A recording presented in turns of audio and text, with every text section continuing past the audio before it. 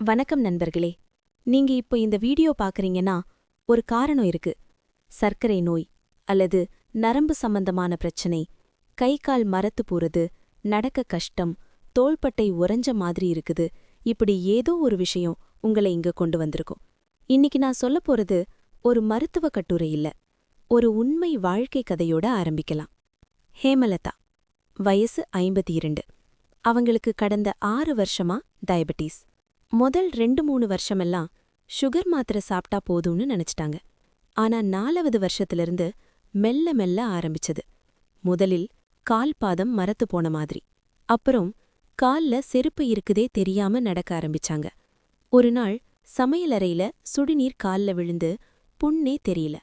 மகன் கார்த்திக் தான் கவனிச்சு, அம்மா உங்க கால்ல புண்ணு இருக்குன்னு சொன்னான். அப்போதான் ஹேமலதாவுக்கு பயம் வந்தது. அப்புறம் கொஞ்ச நாள் கழிச்சு வலது தோள்பட்டை மேல தூக்க முடியல, சீப்பு போட முடியல, சேலை கட்டவே கஷ்டம். இதெல்லாம் கவனிச்ச மகள் பிரியா ஹேமலதா கிட்ட சொன்னாங்க, அம்மா நீங்க நேரா நடக்கல, எப்பவும் குனிஞ்ச மாதிரியே நடக்கறீங்கன்னு. அப்போதான் என்னோட கிளினிக்குக்கு ஹேமலதா வந்தாங்க. அவங்க கஷ்டப்பட்ட எல்லா விஷயங்களையும் ஒன்னு விடாம ரொம்ப பயத்தோட சொன்னாங்க.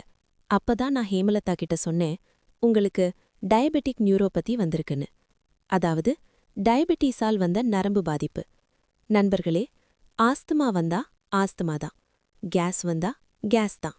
ஆனா டயபெட்டிஸ் வந்துச்சுன்னா கண் ரெட்டினோபதி, சிறுநீரகம் நெஃப்ரோபதி, நரம்புகள் நியூரோபதி, இதயம் ஹார்ட் அட்டாக், மூளை ஸ்ட்ரோக். ஒரே நோய், ஆனா பல கிளை நோய்கள். இதுதான் டயபெட்டிஸோட மிகப்பெரிய பிரச்சனை. நம்ம உடம்புல 2 முக்கியமான நரம்பு மண்டலம் இருக்கு. இயக்க நரம்புகள் மோட்டார் நர்வ்ஸ், உணர்வு நரம்புகள் சென்சரி நர்வ்ஸ்.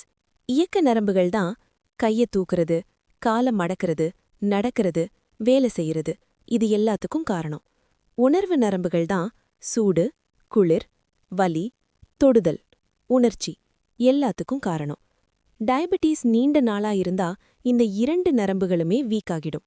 அதனால தான் கை தூக்க முடியல, கால் மடங்கல, விரல்கள் மரத்து போகுது, செப்பல் கலந்து போனதே தெரியல. இது எல்லாம் நரம்பு பலவீனத்தோட அறிகுறிகள். இன்னொரு முக்கிய விஷயம், நம்ம முதுகுத்தண்டு. நரம்பு சிக்னல் எல்லாம் மூளையிலிருந்து முதுகுத்தண்டு வழியாதான் போகுது. எப்பவும் குனிஞ்சு உட்கார்றது, நெளிஞ்சு நடக்கிறது, மொபைல் பார்த்து தலைக்கீழே போடுறது, இது எல்லாம் நரம்புகளை இன்னும் பலவீனப்படுத்தும். அதனால தினமும் நினைவில் வைங்க, உட்காரும்போது நேரா உட்காரணும், நடக்கும்போது நேரா நடக்கணும். இப்ப இன்னொரு விஷயம், நரம்பு மண்டலத்தை கண்ட்ரோல் பண்ற முக்கிய உறுப்பு கல்லீரல். ஹேமலதாவுக்கு பாத்தீங்கன்னா கை கட்டை விரல் நகம் பிங்க் கலர் இல்ல, கருமையா இருந்தது. நகம் தடவனா வரி வரியா இருந்தது. இது எல்லாம் கல்லீரல் சக்தி குறைஞ்சதோட அறிகுறி. லிவர் வீக்கானா நரம்புகளும் வீக். நண்பர்களே, லிவருக்கு நீங்க செய்யற மிகப்பெரிய உதவி என்ன தெரியுமா? இரவு 10 மணிக்குள் தூங்குறது. 11 முதல் 3 மணி வரைக்கும் கல்லீரல் தன்னைத்தானே சரி பண்ணிக்கிற நேரம். அந்த நேரத்துல நீங்க மொபைல் பார்த்துட்டு இருந்தீங்கன்னா லிவர் வேலை செய்ய முடியாது. அதனால இன்று முதல் 10 மணிக்கு படுக்கைப்படுங்க, மொபைல் சைலண்ட் போடுங்க. இப்ப முக்கியமான விஷயம், ஹேமலதாவுக்கு நான் சொன்ன ஒரு சிம்பிள் டீ, இதையே நீங்களும் வீட்ல செய்யலாம். இன்கிரீடியன்ட்ஸ்: 1 டம்ளர் தண்ணீர், 1 சின்ன ஸ்பூன் லவங்கப்பட்டை. இத ரொம்ப நல்லா கொதிக்குதீங்க, 3/4 டம்ளர் ஆகுற வரைக்கும். பிறகு சிறிது எலுமிச்சை சாறு, 1 ஸ்பூன் தேன். இவ்வளவுதான். எப்படி குடிக்கணும்? காலை சாப்பாட்டுக்கு முன்னாடி, மாலை அல்லது நைட்டு சாப்பாட்டுக்கு முன்னாடி மெதுவா சிப் பண்ணி குடிக்கணும். இதை 21 நாள் தொடர்ச்சியா குடிச்சதால ஹேமலதாவுக்கு கால் மரப்பு குறைஞ்சது, தோள்பட்டை ஏக்கம் வந்தது, நடக்கிற கான்ஃபிடன்ஸ் திரும்ப வந்தது.